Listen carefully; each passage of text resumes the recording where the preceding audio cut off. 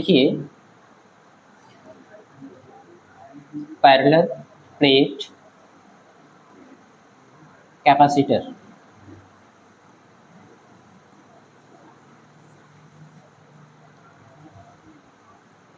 Means समांतर plate संधारित्र।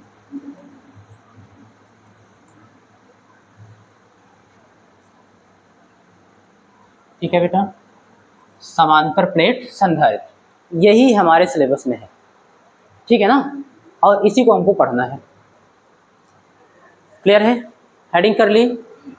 चलो देखते हैं कि समांतर प्लेट संधारित्र में क्या होगा। सबसे पहले समांतर प्लेट संधारित्र में किसी भी आकार के, चाहे वर्गाकार, बात समझ में आ रही है, चाहे वृत्ताकार, चाहे आयताकार, इस तरीके से दो समतल प्लेटें होंगी। कैसी होंगी?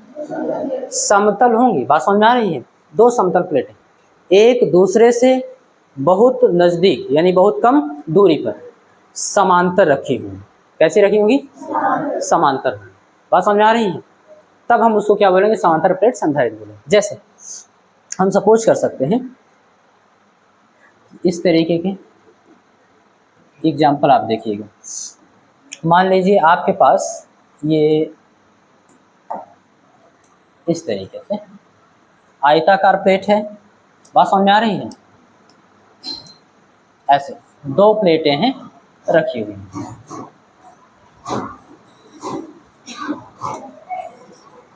ठीक है। बात समझ में आ रही है? एक पर ऐसे प्लस चार्ज होगा और दूसरे पर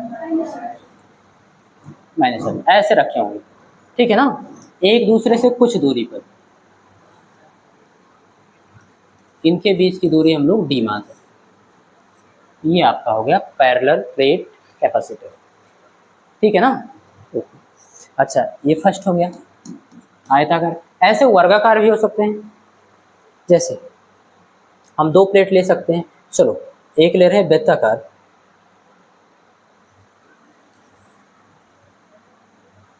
ये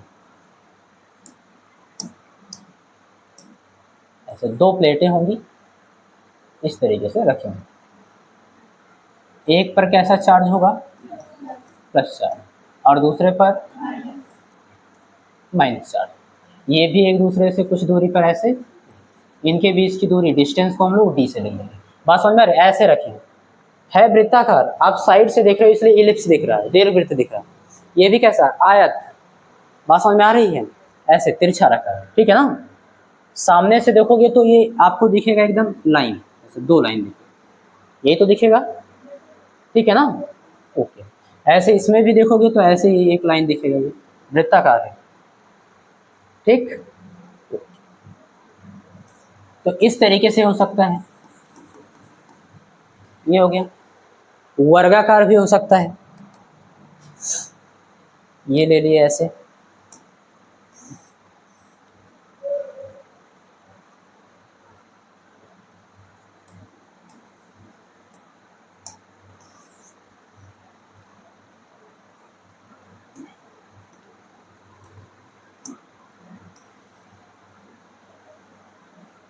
ऐसे एक पर प्लस चार्ज होगा और दूसरे पर माइनस, उतने ही मात्रा में, ठीक है ना, समान मात्रा में होंगे। यानी इस पर अगर हम बोल दें प्लस क्यों है तो इस पर माइनस, ऐसे सब में हो, और एक दूसरे से कुछ दूरी पर स्थित हो, डी दूरी पर ऐसे स्थित। बात समझ में आ गई? कोई डाउट तो इसमें नहीं है? इस तरीके से आपके पैरेलल प्लेट कैपेसिटर होंगे। सिद्धांत पता ही है, पहले प्लेट को, दोनों में से किसी एक प्लेट को आवेश दिया जाएगा, दूसरे प्लेट के भीतरी सतह पर प्रेरण के कारण आवेश जनरेट हो जाएगा, और बाहरी सतह को हम लोग क्या करने वाले हैं? पृथ्वी से जोड़ देने वाले हैं, इस तरीके से। ऐसे इसको हम लोग क्या करेंगे? अर्थिंग देंगे। ऐसे यहाँ भी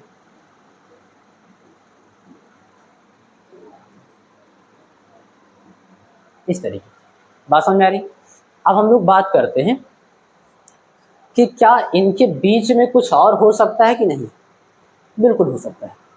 ये भी हो सकता है कि इनके बीच में केवल वायु हो, बात समझ में आ रही है, या फिर निर्वात हो, ठीक है, या फिर इसकी धारिता बढ़ानी हो तो इसके बीच हम लोग कोई परावैद्युत माध्यम रखेंगे जिसकी परावैद्युतांक क्या हो, ज़्यादा हो, क्योंकि हम लोग देख चुके हैं जितना ही परावैद्युतांक ज़्यादा होगा उतनी गुनी उसकी धारिता बढ़ जाएगी। अभी हम लोग समांतर प्लेट संधारित्र के लिए व्यंजक भी प्राप्त करेंगे, ठीक है ना। तो इनके बीच कुछ भी नहीं हो सकता है, निर्वात हो सकता है और वायु भी हो सकता है, ठीक है, और कोई माध्यम भी हो सकता है जिसका परावैद्युतांक क्या हो, ज़्यादा हो, ठीक, एक से अधिक हो, इस तरीके से। अच्छा, हम लोग बात कर रहे थे कि बेलनाकार भी हो सकता है, गोलाकार भी हो सकता है, ऐसे भी संधारित्र होते हैं, तो उनको कैसे बनाते हैं। तो ध्यान रखना, अगर गोलाकार संधारित्र है, हालांकि हम लोग के सिलेबस में नहीं है, बस ऐसे आप समझ लीजिए। तो ये सपोज करिएगा कि ये एक गोला है, मान लीजिए क्या है, एक गोला है, चारों तरफ से क्या होगा, बंद होगा, ठीक है ना, और इसका सेंटर यहाँ पे है, ये, ठीक है। तो इसी के ऊपर एक गोला हम और बनाएंगे, बात समझ में आ रही है, और उसका भी सेंटर वही होगा, ठीक है, इसको संकेंद्रीय बोलते हैं। देखो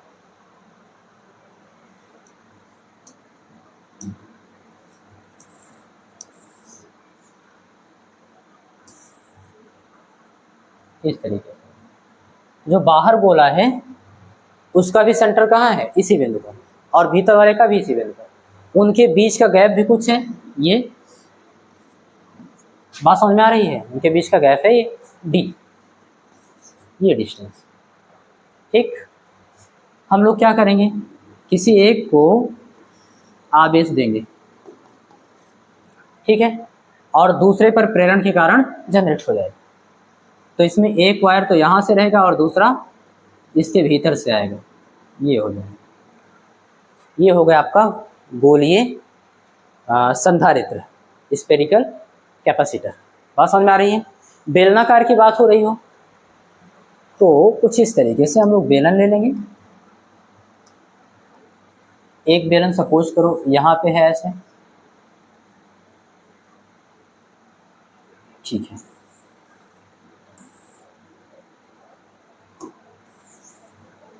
ये, और एक दूसरा बेलन ले आएंगे और दोनों का अक्ष क्या होगा, सेम होगा, इसको थोड़ा बड़ा कर देंगे, और ये क्या होगा, समाक्ष, क्या होगा बेटा, यानी दोनों के अक्ष समान होंगे।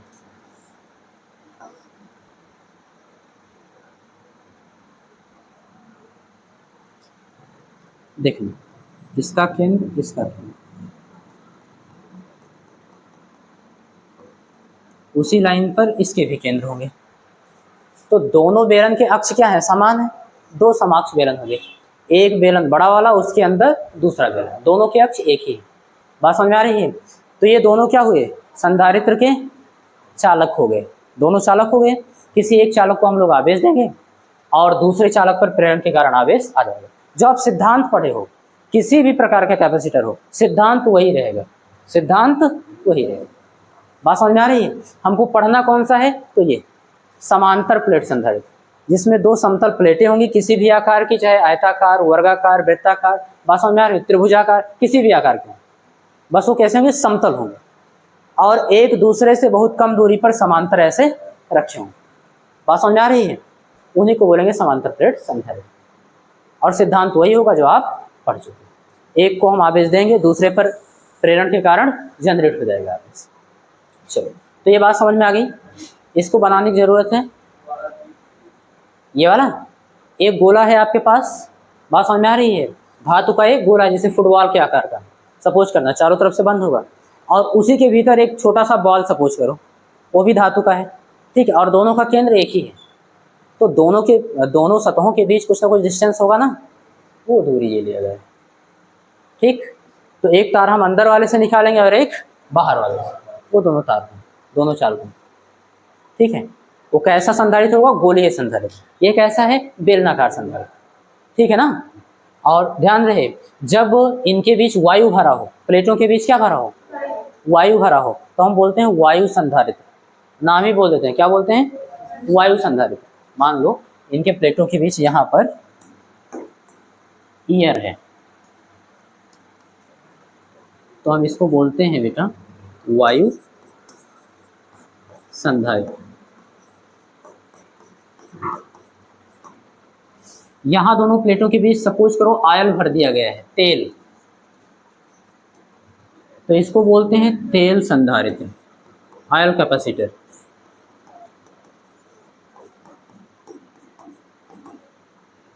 बात समझ में आ रही है? मान लो यहाँ पे कागज भर दिया गया, पेपर है ना, तो इसको पेपर कैपेसिटर बोलते हैं, कागज संधारित्र बोलते हैं, ऐसे बोलते चले जाओ। ठीक है, उनके बीच माध्यम कौन सा है उसके अनुसार हम उनका नाम रख लेते हैं। आप लोगों को न्यूमेरिकल में कहेगा कि हमारे पास एक वायु संधारित्र है, आपको समझना होगा प्लेटों के बीच क्या है, वायु। बात समझ में आ रही है? तो उसका परावैद्युतांक K कितना होगा, 1 होगा। कॉन्सेप्ट क्लियर है? तो समांतर प्लेट संधारित्र आपको समझ में आ रहा है, कोई दिक्कत? एक चीज और आप यहाँ पर ध्यान दें, इसको हटा दें, इसको तो हमको पढ़ना ही नहीं है। ओके,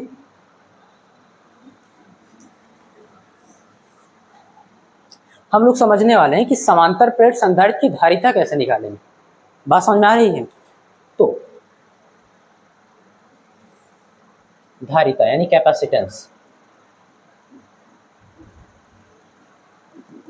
मान लीजिए हमारे पास दो प्लेट हैं, एक ये और एक ऐसे रखे हुए हैं, समांतर प्लेट है, ठीक है, ओके।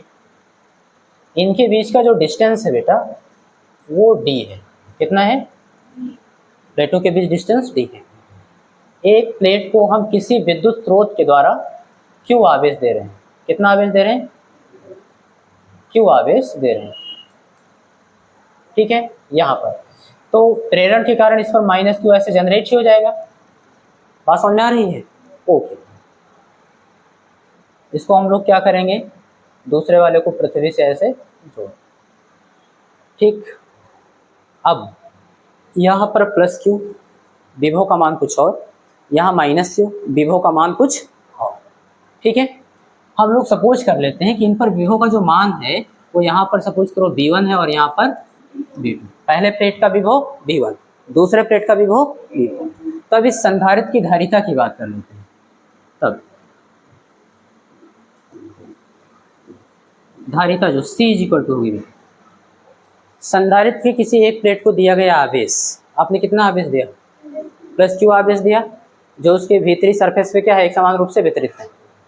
तो जो आपने आवेश दिया वो ले लेंगे, बटे प्लेटों के बीच विभवांतर, उनकी प्लेटों के बीच विभवांतर। तो हमेशा आप याद रखिएगा, यहाँ पे तो क्लियर है V1 - V2, तो हियर इसके विभवांतर को हम लोग B से लिखते हैं। किससे लिखते हैं? परिपाटी के अकॉर्डिंग हम लोग B से लिखते हैं, डेल्टा B से नहीं लिखते। तो V1 - V2। अगर आपको नहीं पता है तो आप ऐसे भी लिख सकते हो, V1 डिफरेंस V2, जो बड़ा होगा उसमें से हम घटा देंगे। बात समझ में आ रही है? ओके, तो यहाँ पर प्लेटों के बीच विभवांतर कितना है, V, ये लिख देंगे। यही क्या होगा आपका पैरेलल प्लेट कैपेसिटर का कैपेसिटेंस होगा, यानी कि समांतर प्लेट संधारित्र की धारिता होगी। C = Q/V, फार्मूला हमको पता ही है, ठीक है ना। तो कौन सा आवेश लेंगे, जो उसके एक प्लेट को दिया गया, किसी विद्युत स्रोत के द्वारा उसके भीतरी सरफेस पर जो आवेश वितरित किया गया वो आवेश ले लेंगे हम, ठीक। तो +Q आवेश था, उसको ले लिए, ऐसे लिख लेंगे +Q आवेश, इसको किसी विद्युत स्रोत के द्वारा दिया गया। मैं कलर चेंज कर दे रहा हूँ, ठीक है ना। वो लिख दिए आवेश, दोनों का आवेश बराबर ही होता है, दोनों प्लेटों में से किसी एक प्लेट का आवेश ऐसा भी बोल सकते हो, ठीक है। बस परिमाण लेना है आपको। उसके बाद फिर हम लोग क्या करते हैं, दोनों प्लेटों के बीच कुछ ना कुछ विभवांतर उत्पन्न होगा, उस विभवांतर को ले लेंगे और दोनों का अनुपात कर लेंगे, उस संधारित्र की धारिता आपको मिल जाएगी, ठीक है। अगर Q कूलाम में है और B वोल्ट में है तो धारिता का मात्रा क्या होगा, फैराड। क्या होगा, फैराड। तो ऐसे हम मिले। तो आपको समांतर प्लेट संधारित्र मुझे लगता है एकदम से समझ में आ गया होगा। कोई डाउट हो तो आप पूछो, नहीं तो मैं आगे चलूँ। बोलो, नहीं है अंकित, बोलो।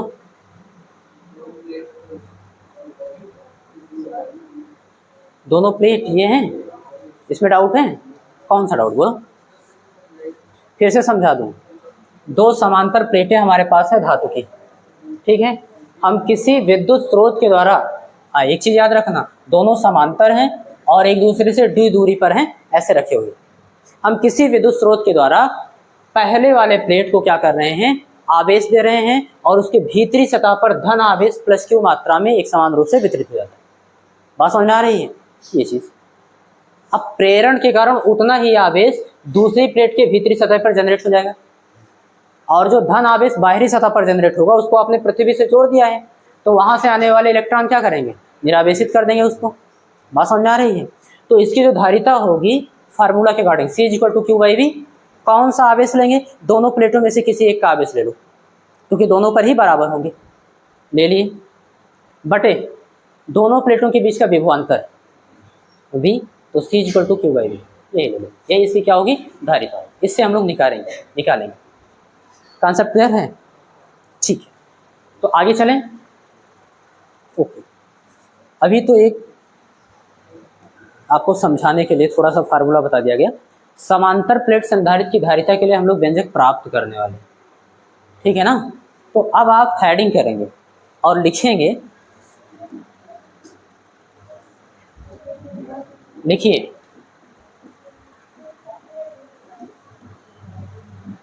कैपेसिटेंस ऑफ पैरेलल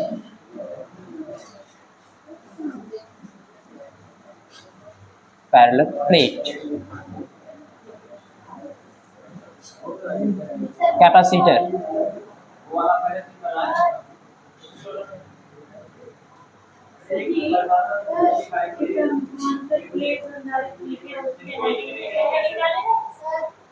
समझ गए। पहले आपको वो छापना है, छापो।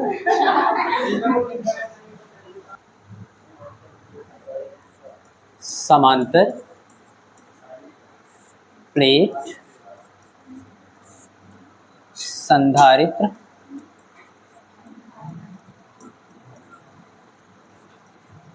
की धारिता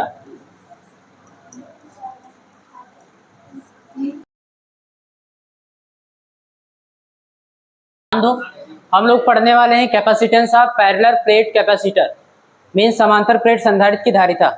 इसको हम लोग तीन तरीके से निकालेंगे, कह सकते हो तीन कंडीशन होने वाला है। पहला, जब प्लेटों के बीच कुछ ना हो, निर्वात अथवा वायु। बात समझ में आ रही है, या तो निर्वात हो या तो वायु, उसके लिए निकालेंगे।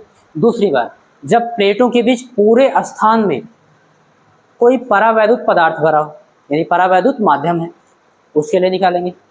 और तीसरा हम लोग निकालेंगे जब प्लेटों के बीच कुछ भाग में, पूरे भाग में नहीं, आंशिक रूप से बोल सकते हो, आंशिक रूप से परावैद्युत पदार्थ भरा हो, यानी कुछ स्थान खाली हो, वायु या निर्वात हो, और कुछ स्थान में परावैद्युत पदार्थ भरा हो, तब उसकी धारिता कितनी होगी।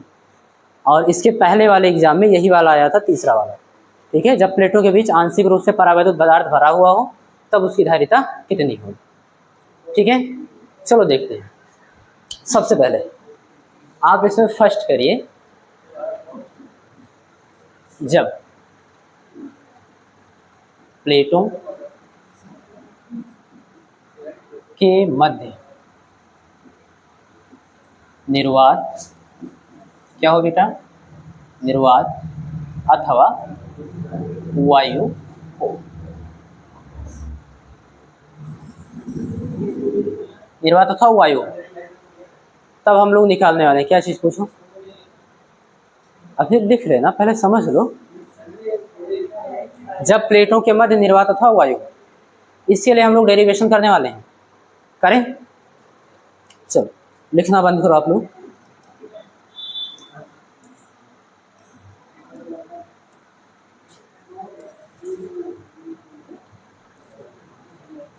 बातचीत बिल्कुल भी नहीं।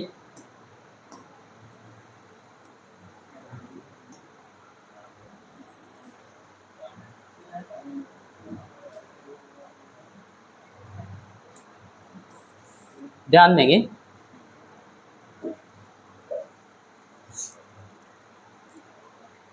हमारे पास दो धातु की प्लेटें हैं, बात समझ में आ रही है, और दोनों ही एक दूसरे से कुछ दूरी पर ऐसे समांतर रखी हुई है, बात समझ में आ रही है? ऐसे रखी हुई है, तो सामने से इधर से आप देख रहे हो तो आपको एक लाइन दिख रहा है इधर और एक लाइन दिख रहा है इधर, ठीक है, इस तरीके। और इन दोनों के बीच की जो डिस्टेंस है उसको हम लोग मान ले रहे हैं कि डी।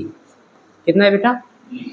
प्लेटों के नाम भी आप रख सकते हो, चाहो तो नाम रख दो ताकि लैंग्वेज लिखने में आसानी हो, ठीक है। तो हम लोग मान लेंगे ये पहला प्लेट है, प्लेट एक, क्या है, और ये प्लेट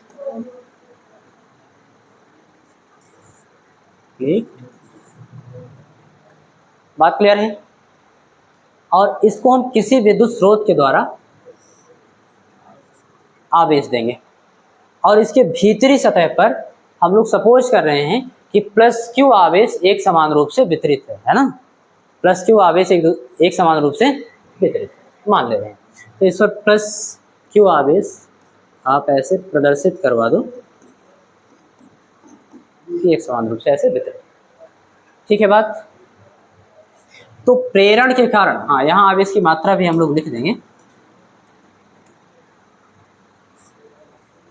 कितना है बेटा, तो प्लस, और प्रेरण के कारण इतना ही आवेश यहाँ पर उत्पन्न हो जाएगा माइनस क्यू। कितना उत्पन्न होगा? माइनस क्यू, वो भी आप प्रदर्शित कर दो यहाँ पे ऐसे। बात समझ में आ रही है? कोई दिक्कत नहीं? अच्छा, यहाँ पे प्लस क्यू और यहाँ पे माइनस क्यू, तो प्लस जो चार्ज होगा उनको रिपल करेगा और बाहरी सतह पर ऐसे यहाँ पे जनरेट होगा उतना ही आवेश यानी प्लस क्यू। और इसको हम लोग हटाने के लिए करते क्या हैं, पृथ्वी से जोड़ देते, क्योंकि ये क्या करता है, पहले वाले चालक का विभव बढ़ाता है और हमको विभव बढ़ाना नहीं है, घटाना है। क्या करना है? तो उसके लिए हम क्या करेंगे,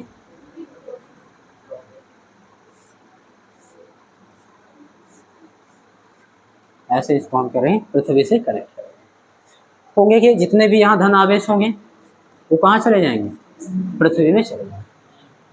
अगर हम वास्तव में बोलें तो पृथ्वी से इलेक्ट्रॉन आएंगे उसको निरावेशित कर देंगे। बात समझ में आ रही है? यहाँ तक बताओ, कोई डाउट हो तो? नहीं है, एकदम क्लियर है, ठीक। अब अगर हम बात करें वैद्युत क्षेत्र की तीव्रता की, तो अगर हम बीच की बात करें, किनारों को छोड़कर, बीच में प्रत्येक बिंदु पर वैद्युत क्षेत्र की तीव्रता समान होने वाली है, क्योंकि एक समान वैद्युत क्षेत्र यहाँ जनरेट होने वाला है। कैसे? तो आप कह सकते हो यहाँ पर अगर हम बल रेखाएं देखेंगे तो प्लस से माइनस की ओर जाएंगी और समांतर होंगी। कैसी होंगी? और समांतर होने के साथ साथ समान दूरी पर भी होंगी, जो किसको प्रदर्शित करता है, एक समान वैद्युत क्षेत्र को प्रदर्शित करता है। तो यहाँ पर अगर आप चाहो तो ऐसे यहाँ पर प्रदर्शित कर सकते हो कि इसके भीतर जो वैद्युत क्षेत्र की डायरेक्शन होगी वो प्लस से माइनस की ओर होगी, इस तरीके से।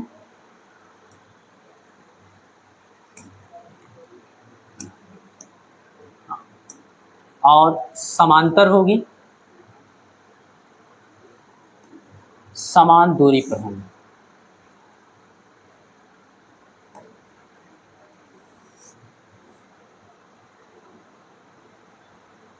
ठीक है ना, इस तरीके से। ये बात समझ में आ रही है? अच्छा, किनारों को छोड़ के मैंने क्यों कहा, क्योंकि ध्यान दो, अगर हम किनारों पे प्लस एक कूलम्ब टेस्ट चार्ज रखेंगे तो सीधा माइनस प्लेट की ओर नहीं जाएंगे। पहले तो ये क्या करेगा, इसको रिपल करेगा इधर की ओर, दूर भगाएगा ना, उधर की ओर क्यों भगाएगा, यहाँ पे रखे किनारों पे तो ये दूर भगाएगा, और ऐसे ऐसे ही आगे बढ़ने का प्रयास करेगा इधर की ओर। लेकिन ये वाला क्या करेगा, माइनस वाला अपनी ओर खींचने रहेगा। तो इसके कारण अगर हम किनारे की बात करें तो यहाँ पे डायरेक्शन कुछ इस तरीके से होगी वैद्युत क्षेत्र की तीव्रता की, ऐसे ऊपर भी। बात समझ में आ रही है? चलो मैं बना दे रहा हूँ और इसको फिर से लिख दे रहा हूँ। किनारों पे दिख रहा है वैद्युत क्षेत्र की डायरेक्शन ये होगी, वैद्युत बल रेखा इधर की ओर, और बीच में देखो समांतर है, समान दूरी पर है, ठीक है, और एक ही डायरेक्शन में, तो एक समान वैद्युत क्षेत्र जनरेट होगा। हाँ, ये चीज़ हम लोग यहाँ पे प्रदर्शित कर देंगे कि भैया इनके बीच का जो डिस्टेंस है वो कितना था बेटा, कितना माने थे, डी माने थे, ठीक है। हाँ, भीतरी प्लेट पर आवेश का मान कितना माने थे? तो प्लस क्यू आवेश आपने दिया। यहाँ पे जनरेट कितना हुआ? माइनस क्यू आवेश जनरेट। बात समझ में आ रही है ये चीज़। और इसको आपने क्या मान रखा था? प्लेट 1, और इसको प्लेट 2। बात समझ में आ रही है? कोई डाउट नहीं? हमको चाहिए क्या? इसकी धारिता। क्या चाहिए? अच्छा, धारिता के लिए अभी हम लोगों ने पढ़ा है कि हमको दोनों प्लेटों में से किसी एक प्लेट का आवेश चाहिए। क्यों? वो तो आपके पास है, वो तो आपके पास है। अच्छा, और दूसरा चीज़ क्या चाहिए आपको? प्लेटों के बीच विभवांतर। प्लेटों के बीच वो नहीं है आपके पास, ठीक है ना? उसके लिए देखो हम लोग करते क्या है। सबसे पहले लिखेंगे, यहाँ से स्टार्ट करते हैं डेरिवेशन। लिखेंगे प्लेटों या फिर प्लेट 1 व 2 के बीच वैद्युत क्षेत्र की तीव्रता, वैद्युत क्षेत्र की तीव्रता मान लो E है। कितना मान लें? E। तो E इज इक्वल टू होने कितना वाला है? E बराबर,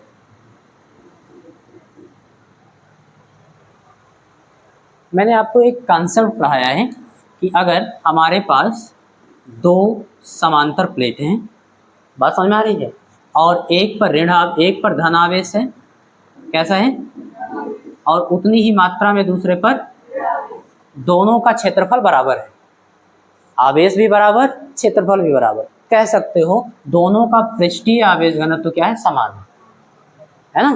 क्योंकि क्या होता है, जितने आवेश पर, जितने क्षेत्रफल पर आवेश वितरित है उस आवेश को लेते हैं, और जितना क्षेत्रफल का मान है उसको लेते हैं, दोनों को क्या करते हैं? अनुपात में करते हैं, और वही क्या होता है? पृष्ठीय आवेश घनत्व होता है। तो अगर हम कहें इस पर आवेश का मान कितना है बेटा? Q, और इसका क्षेत्रफल कितना? A, तो इसका सिग्मा कितना होगा? प्लस Q बाई A, यही तो होगा। और अगर इसका भी आवेश का मान उतना ही है, बस ये होगा कैसा? माइनस Q, और क्षेत्रफल कितना? A, तो इसका भी पृष्ठीय आवेश घनत्व कितना होगा? माइनस Q बाई A, तभी तो बराबर होगा ये चीज़।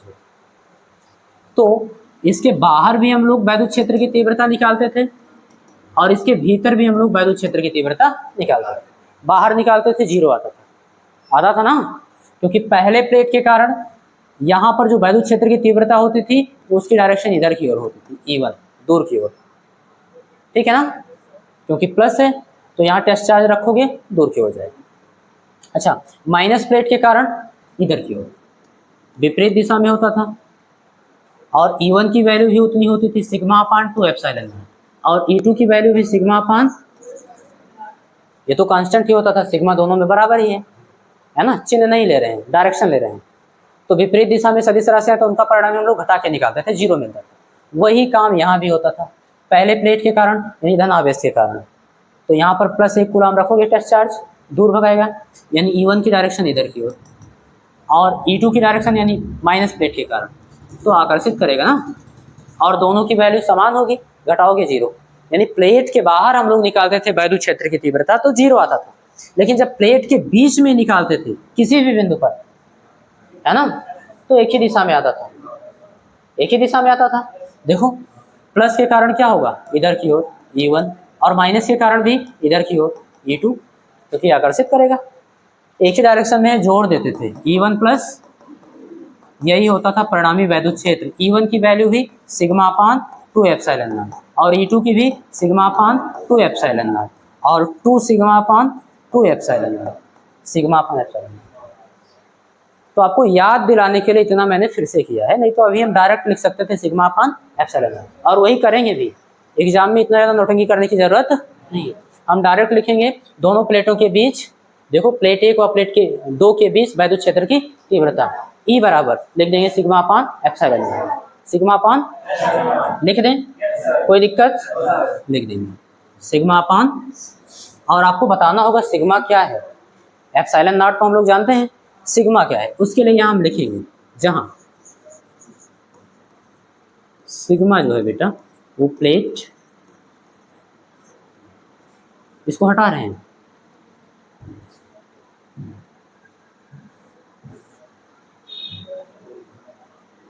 प्लेट 1 एंड 2 का पृष्ठीय आवेश घनत्व का परिमाण क्या है बेटा? पृष्ठीय आवेश घनत्व का क्या है? परिमाण।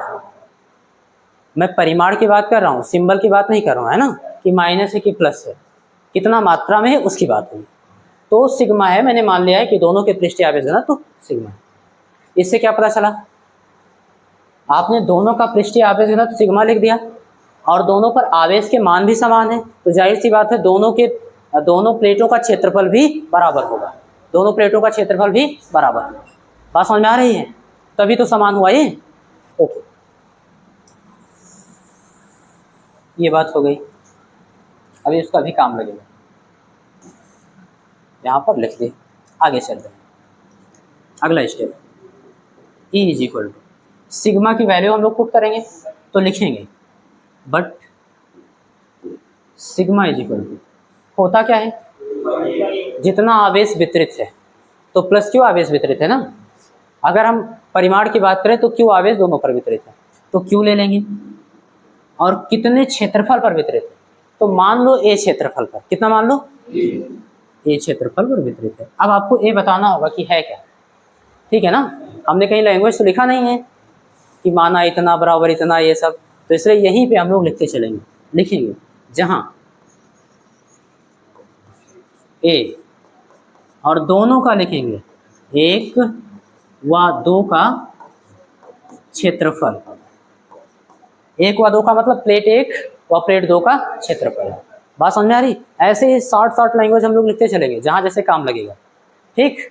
पहले ही लिखने वाला थोड़ा आप लोगों के लिए मुश्किल होगी, रटने जैसा हो जाएगा, ठीक।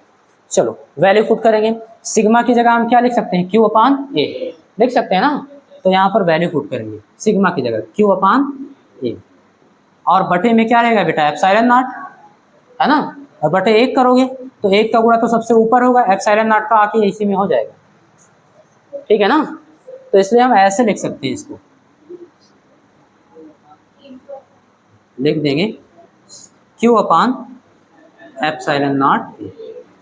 कोई दिक्कत किसी बच्चे को नहीं है? लक्ष्मी क्लियर है एकदम, ठीक है। तो E is equal to Q upon epsilon naught A, यहां तक बात क्लियर है? गुड।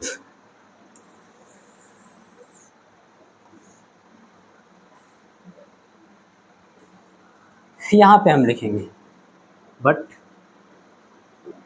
एक चीज हम और जानते हैं, हम लोग पढ़े हैं विभव प्रवणता और वैद्युत क्षेत्र की तीव्रता में संबंध, पढ़ चुके हैं क्या होता है।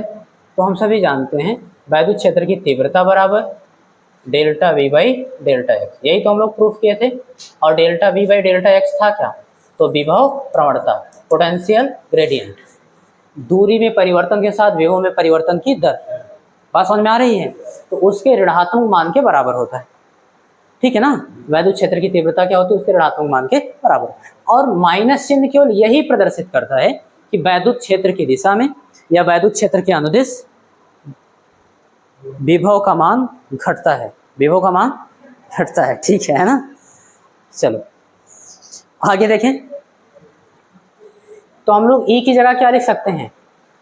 अच्छा एक चीज यहीं पे हमने समझा दिया था आपको कंसेप्ट ऑफ थ्योरी में कि दो प्लेट हमारे पास हैं, एक पर प्लस चार्ज है और दूसरे पर माइनस चार्ज है, उनके बीच का विभवांतर कितना है, B है, और उनके बीच की दूरी कितनी है, D है। तो इनके बीच में जो वैद्युत क्षेत्र की तीव्रता होगी E बराबर कितना होगा, बोलो, B बाई डी, यही तो होगा, B बाई, क्योंकि यहाँ से यहाँ के बीच में विभव में परिवर्तन कितना हुआ, B, विभवांतर ही तो बताएगा कितना परिवर्तन हुआ विभव में, ये हो गया। और दूरी में परिवर्तन कितना हो, D, तो B बाई डी, यानी प्लेटों के बीच का विभवांतर बटे प्लेटों के बीच की दूरी, ये उनके बीच की वैद्युत क्षेत्र की तीव्रता को प्रदर्शित करता है। तो हम लिख सकते हैं but E is equal to, ये तो हम लोग जानते हैं कितना, B अपॉन D। तो D तो दिख रहा है लेकिन B क्या है उसको भी आप लिखो, है ना। यहाँ लिखेंगे क्या, जहाँ B की बात हो रही है तो B जो है प्लेटों के बीच विभवांतर, क्या है बेटा, प्लेटों के बीच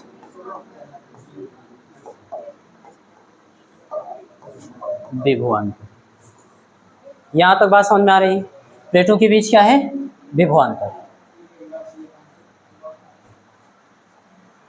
चलो ठीक है, अब ध्यान दीजिए, आप E की जगह हम क्या लिख सकते हैं, लिखेंगे बेटा B बाई D, ठीक है। और इज इक्वल टू क्या है बेटा, Q बाई एप्सिलॉन नॉट। यहाँ तक बात समझ में आ रही।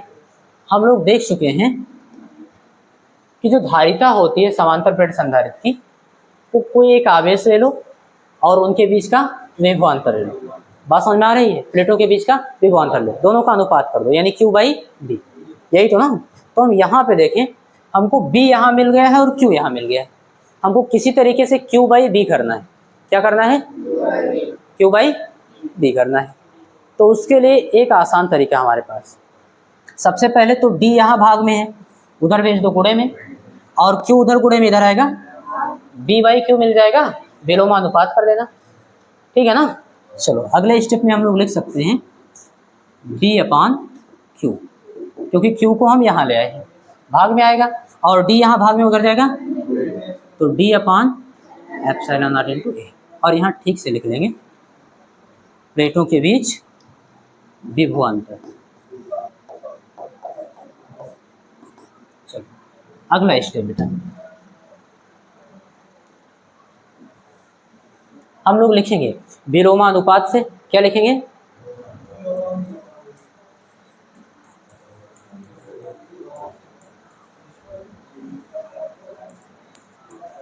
तो ये हो क्या जाएगा, Q by B, Q by B बराबर, ये भी अंश में चला आएगा, एप्सिलॉन नॉट A बाई, बात समझ में आ रही है। अब हम लोग लिखेंगे but Q by V is equal to C, यही तो हमारा C है। Q देखो, दोनों प्लेटों में से किसी एक के आवेश का परिमाण, B क्या है, इन प्लेटों के बीच का विभवांतर, तो Q बाई V यही क्या है, C, तो लिखेंगे C, और इसको क्या बोलेंगे, संधारित्र की धारिता, संधारित्र की धारिता। इसलिए जहां पे Q बाई V है बेटा, वहां क्या लिख सकते हैं, C इज इक्वल टू कितना आया, epsilon naught A upon D,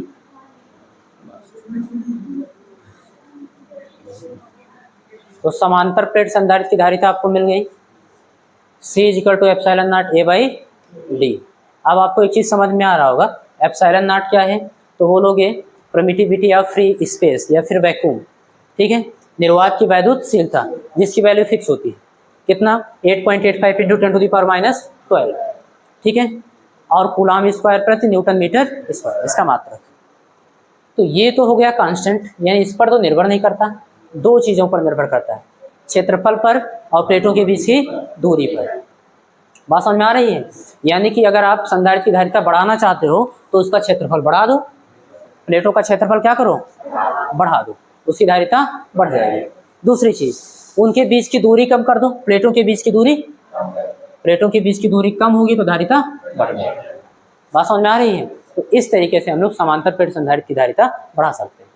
आपसे पूछा जाता है कि समांतर प्लेट संधारित्र की धारिता किस पर निर्भर करती है या हम कैसे बढ़ाई जा सकती है, इसको बताओ।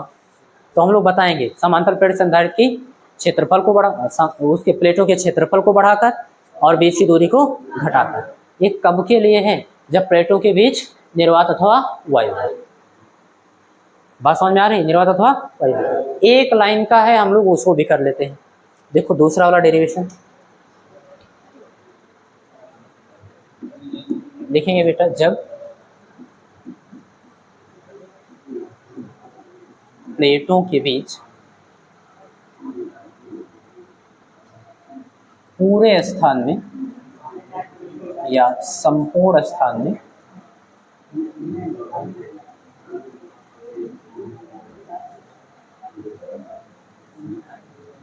परावैद्युत क्या हो, परावैद्युत माध्यम हो या परावैद्युत पदार्थ भरा हुआ हो। बात समझ में आ रही है? जैसे कागज, तेल, पानी, बात समझ में आ रही है? इस तरीके से कुछ इसमें भर दिया जाए जिसका क्या होगा, परावैद्युतांक 1 से अधिक होगा। के का मान क्या होगा, 1 से अधिक। तब के लिए क्या होगा, ठीक है फिगर समझ लेते हैं।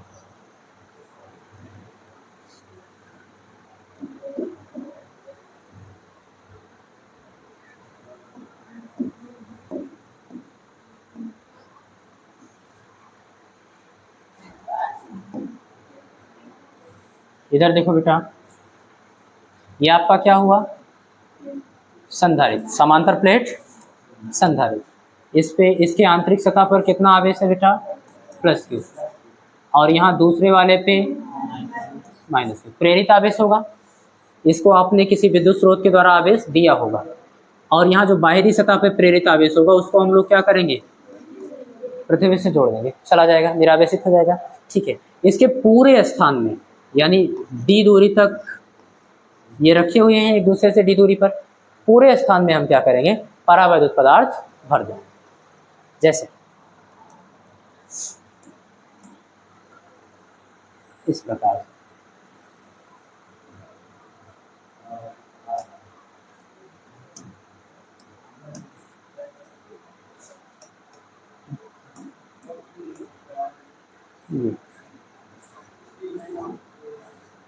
और जिसका परावैद्युतांक भी मान लो, हम मान लेंगे इसका परावैद्युतांक कितना है, के, कैपिटल के। चलो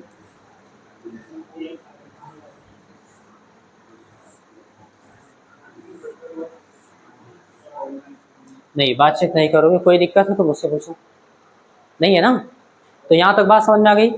हमारे पास समांतर प्लेट संधारित्र हैं और उनके प्लेटों के बीच में जितना भी खाली स्थान था पूरे में हमने क्या भर दिया, के परावैद्युतांक वाला कोई परावैद्युत पदार्थ भर दिया।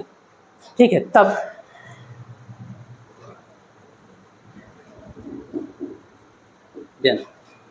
इसकी धारिता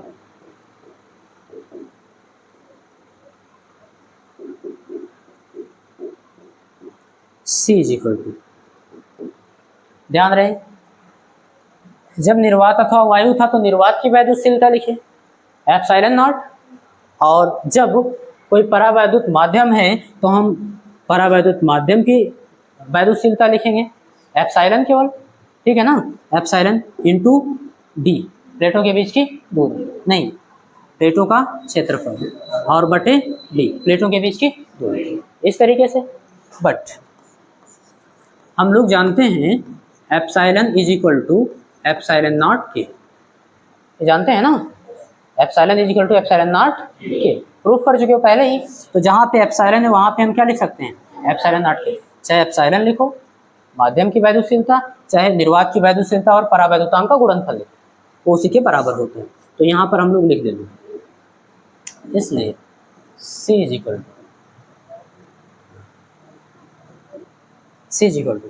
एप्सिलॉन की जगह पे ε0 के और फिर A अपॉन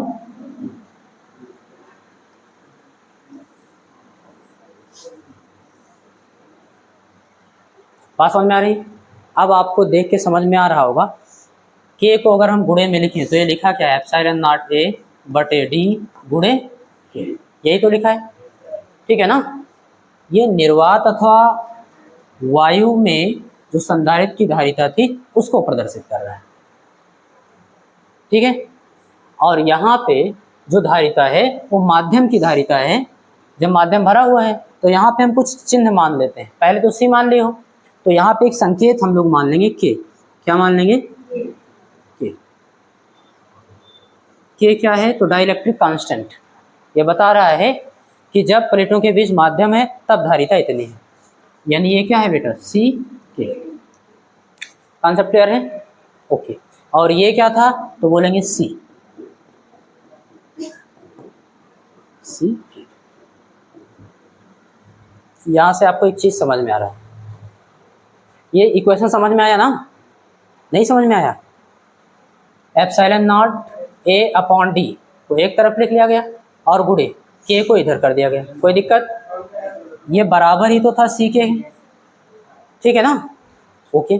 और इसकी जगह पे epsilon naught A by D, epsilon naught A by D की जगह सी लिख सकते हो। सी का मतलब जब निर्वात अथवा वायु था प्लेटों के बीच में तब उसकी धारिता, सी लिख दिया गया। और अब देखो अगर इस इक्वेशन को ध्यान से, तो आपको समझ में आ रहा होगा कि के गुना बढ़ गई है इसकी धारिता। कितनी बढ़ गई? के गुना बढ़ गई है, यानी कि माध्यम का जितना परावैद्युतांक होगा उतनी गुना उसकी धारिता बढ़ जाएगी। कॉन्सेप्ट क्लियर है? ये फायदा होता है माध्यम भरने का प्लेटों के बीच में। क्लियर है बात? तो आपने दो डेरिवेशन कर लिया। एक तो आपने लिखा कि जब प्लेटों के बीच में निर्वात अथवा वायु हो, प्लेटों के बीच में निर्वात अथवा, तो समांतर प्लेट संधारित्र की धारिता ये होगी epsilon naught A by D, यानी क्षेत्रफल और दूरी पर, प्लेटों के बीच की दूरी पर निर्भर करेगा। दूसरी चीज आपने ये भी निकाला जब प्लेटों के बीच संपूर्ण स्थान में परावैद्युत माध्यम हो, तो C K is equal to epsilon naught K A by D. ठीक है ना? याद रखने के लिए बढ़िया से के को आगे भी लिख सकते हो, के एप्सिलॉन नॉट ए, है ना, बाई डी, ऐसे भी कर सकते हो जैसे मिलते हैं। अब यहाँ पे देखो तीन चीज पे निर्भर करेगा, के ए डी पे। ठीक, ये तो कांस्टेंट है, यानी जितना ही ज्यादा परावैद्युतांक, माध्यम का जितना ही ज्यादा परावैद्युतांक उतनी ही ज्यादा धारिता, जितना ज्यादा क्षेत्रफल उतनी ही ज्यादा धारिता, जितना कम प्लेटों के बीच की दूरी उतनी ही ज्यादा। बात समझ में आ रही है? तो ये चीज आपको बताना होगा वहां पे कि हम इस प्रकार से समांतर प्लेट संधारित्र की धारिता बढ़ा सकते हैं। इस पर हम लोग COT पॉइंट भी करेंगे बहुत अच्छे से कल।